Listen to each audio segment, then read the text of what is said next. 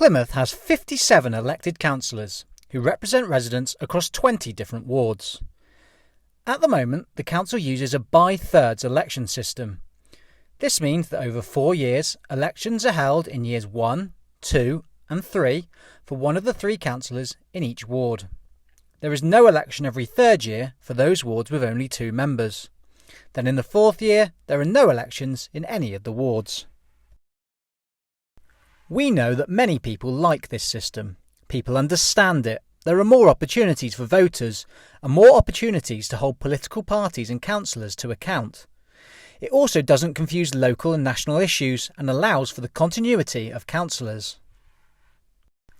However, at the same time, it could mean less stability at the council. Some people think it's confusing.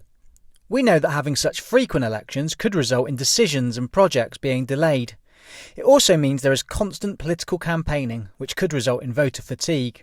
And with frequent pre-election periods, it does often restrict the work of the council. We're happy to stay with this system, but we want to give you the opportunity to have your say about an alternative. The other model of elections is simple, a model that most local authorities have across the country. It would see all councillors up for election at the same time, just once every 4 years. The benefits of this model are that voters can vote on long-term commitments, and there is a clear opportunity to change the political makeup of the council. The model is easier to understand, and you can link up with other elections like the general election or the Police and Crime Commissioner election. This model also saves the taxpayer money. It's a lot cheaper. There are some negatives though.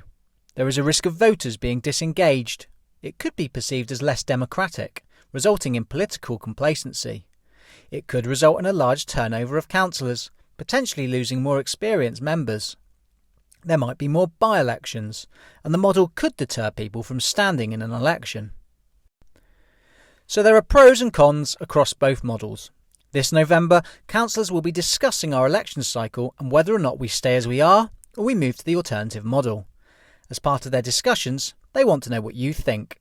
This isn't a vote or a referendum, but your views will be important in the decision-making process.